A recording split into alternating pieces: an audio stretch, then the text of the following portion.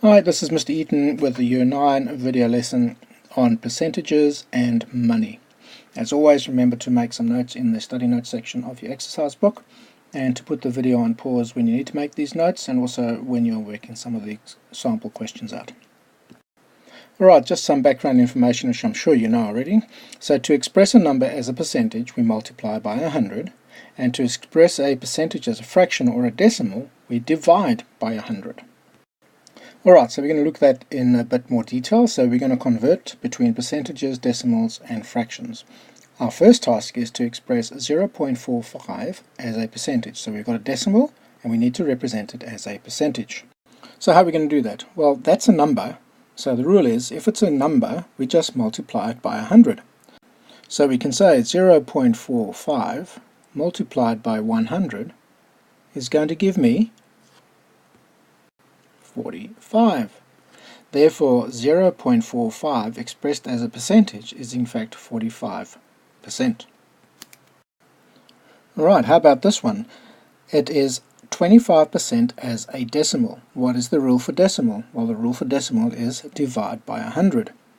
So we can say 25 divided by 100 equals 0.25. And that is my answer. Another way you could look at it is saying 25 over 100. So 25 divided by 100 is exactly the same as 25 over 100. And that answer obviously also is going to be 1/4. And what is 1/4 as a decimal? It is 0.25. They're both the same. Right, the next one is we need to express 3¼ % as a fraction. Alrighty, I want you to put this video on pause and try and work it out, and when you're ready come back and see if you got it right. Well, what is the rule? Okay, the rule is divide by 100. So we're taking a percentage to a fraction, we've got to divide by 100. The first thing I'm going to do is I'm going to convert 3¼ to an improper fraction. So 4 3s are 12 and 1 is 13 over 4. Alright. And I'm going to divide that by 100. And remembering our rule with regards to division of fractions, we need to turn that 100 into a reciprocal. So therefore it becomes 13 over 4 multiplied by 1 over 100, because 100 can be written as a fraction of 100 over 1. So if it's a reciprocal, we need to obviously put the 1 up the top and bring the 100 down the bottom, which is what we've done here. And then we simply multiply out. 13 times 1 gives me 13, and 4 times 100 gives me 400. And I can't simplify that any further because it is a proper fraction. So that is your answer. Well done. Alright, in this one we need to express a quantity as a percentage. So we need to express a value, so that's a number, out of $2.50, and we need to express it as a percentage. So how are we going to do that? Have a think, put the video on pause, give it a go, and when you're ready, come back and see if you got it right. Right, well, how did you go? Well, this is how I'd do it. I'd say 50 cents over $2.50, and I'm going to use whole numbers here. I'm not going to put 0.5 or 2.50, you can if you want to, multiplied by 100, and I'm going to make that a fraction, so it'd be 100 over 1. Right, so now I can do some simplification within the fraction. I can drop those zeros there, and I can say 5 goes into 5 once, and 5 goes into 25 5 times. And 5 goes into 5 once, and 5 goes into 100, goes in 20 times. So now I can say 1 times 20 is going to give me 20, and 1 times 1 is going to give me 1. Simplifying that fraction, of course, gives me 20, and I represent it as a percentage because that is what I've been asked to do in the question. Now, I didn't use decimals over here, I just used whole numbers. But if you wanted to, you could actually say 0.5, and you could say 2.5, and you can simplify it out, and I promise you, you'll get exactly the same answer. Try it and see. Now we want to find the percentage of a quantity. So we want to find 15% of 35. Remembering the rule, there is a number and we want to find a percentage, therefore we have to multiply by 100. Put the video on pause, give it a go and come back when you're ready.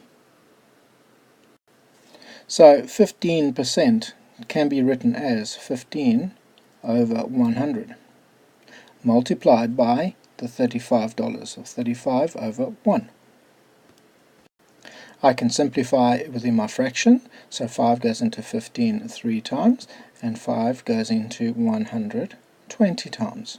I can also now simplify across this way if I wanted to. So 5 goes into 20 4 times, and 5 goes into 35 7 times. And now I'm just going to multiply out. So 3 times 7 gives me 21, and 4 times 1 is 4.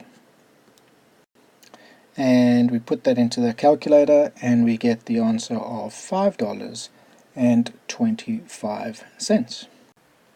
So $5.25 is in fact 15% of $35.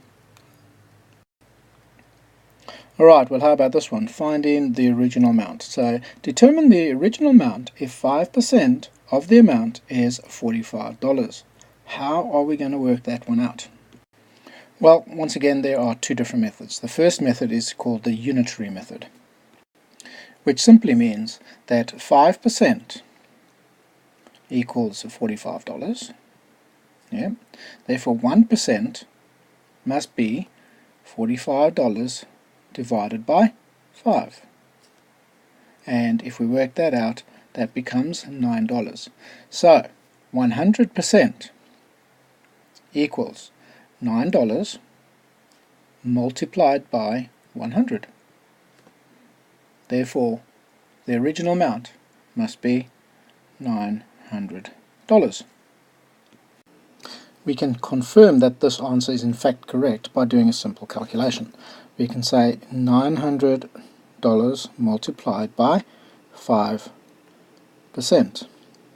So 900 over 1 multiplied by 5 over 100. Just cancel out those zeros. So my answer is 9 times 5 is 45 over 1, and obviously that is 45. And there's my dollars. $45 over here is $45 over there. Therefore, $900 over there is absolutely correct. The second way is called the division method, which is basically 5% equals $45. And we know that 5% can actually be written as 0.05 multiplied by an amount must equal $45. Okay? Therefore, the amount equals $45 divided by 0.05, because we have moved our 0.05 from this side of the equation to this side of the equation. So what we do there is we divide that by that, and it comes over that side. And therefore $45 divided by 0.05 equals $900. So those are the two different ways to get the same answer. And that is also the end of percentages and money.